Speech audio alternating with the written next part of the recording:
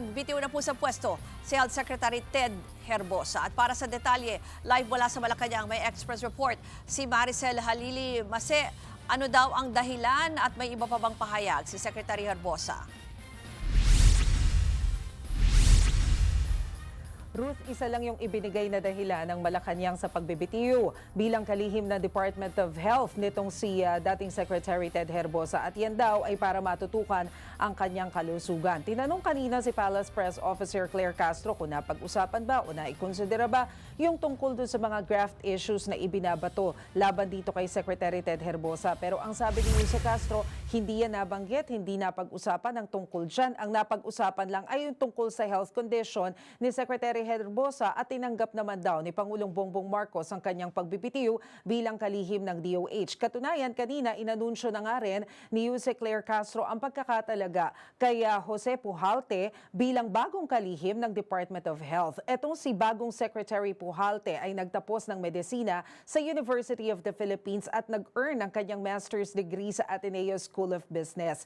At minsan na nga rin daw siyang nagtrabaho sa Department of Health taong 1991. Nagtapos siya ng kanyang residency sa Orthopedic Center, and since 2014, nagtrabaho na siya bilang Medical Center Chief diyan pa rin sa Philippine Orthopedic Center. Pero alam mo, Ruth, kasabay nga nitong pagkakatalaga kay Secretary Pujalte ay itinalaga rin etong si dating Budget Secretary Amina Pangandaban bilang Chief at CEO ng Al-Amana Islamic Investment Bank of the Philippines. Isa itong GOCC. Pero syempre, ang tanong dyan, ibig bang sabihin nito ay parang inabsuelto na rin ng Marcos administration si dating Budget Secretary Amina Pangandaban? Matatandaan kasi natin na umalis siya sa DBM kasagsagan ng usapin tungkol doon sa questionableng national budget, kung saan naipasa ito na siya yung kalihim ng DBM, and of course nariyan din yung issue ng flood control project. Pero ang sabi dyan ni Jose Castro, wala silang nakikitang masama sa pagtalaga ng isang taong tingin ng Pangulo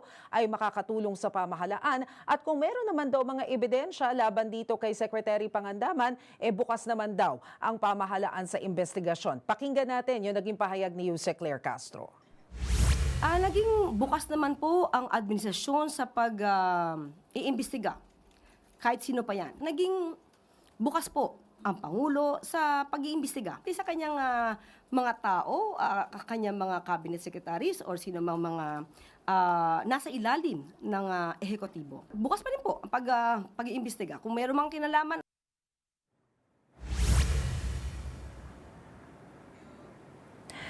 Ruth, nagbigay nga rin ng pahayag ang Malacanang tungkol nga dito sa ongoing na impeachment trial laban kay Vice President Sara Duterte. Ang sabi niya, yung pagmamabilis o yung fast tracking ng impeachment trial, nakasalalay pa rin yan sa Senado. Hindi pa kikialaman yan ni Pangulong Bongbong Marcos. Pero tungkol doon sa naging pahayag ni Senador Ping Lacson na kailangan merong authorization ni Pangulong Bongbong Marcos bago mabuksan yung green box na naglalaman itong tax details ni Vice President Sara Duterte at ng kanyang asawa na si Attorney Scarpio. Ang sabi dyan ni Jose Claire Castro, hihintayin muna nila na makarating sa kanila yung request at pag-aaralan kung ano yung dapat na maging aksyon ng Pangulo ukol dito. Pero syempre, kahit ano naman daw na dokumento makakatulong sa investigasyon, kagaya na lamang ng isinasagawang impeachment trial laban nga dito kay Vice President Sara Duterte. And nagbigay din ng reaksyon itong si Jose Castro tungkol doon sa naging pahayag ni Davao City Mayor Baste Duterte na mukhang inaabot na 3 taon yung ginawang pagpaplano ng administrasyon laban dito kay VP Sara Duterte.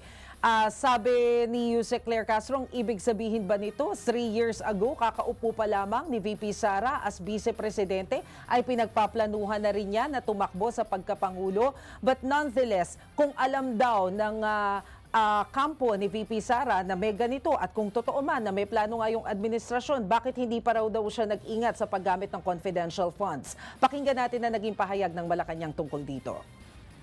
kung totoo man ito, di sana mas naging maingat sana ang Vice Presidente sa paggamit ng kanyang confidential funds. Kung alam niya na nila ito, hindi ba dapat mas naging mas masipag ang Vice Presidente at hindi puro pangingimang bansa?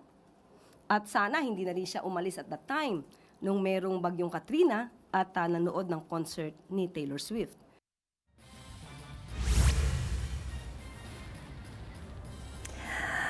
At syempre, hiningan din na pahayag, Ruth, etong si Yusek Claire Castro tungkol kay Senador Rodante Marcoleta na parang antagal na, na nasa ospital at hindi agad nadadala doon sa kanyang detention cell. Pero ang sabi dyan ni Yusek Claire Castro, ang importante, matiyak yung kaligtasan ni Senador Rodante Marcoleta at maayos yung kanyang kondisyong pangkalusugan. Yan daw dapat ang priority.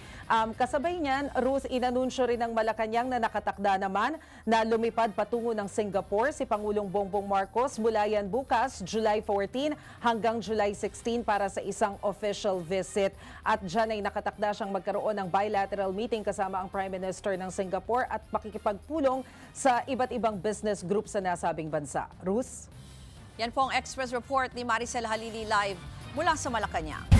Mga kapatid, Ruth Cabalco, para sa mabilis na pasada ng mga balitang dapat niyong malaman, mag-follow at mag-subscribe sa social media pages ng News 5.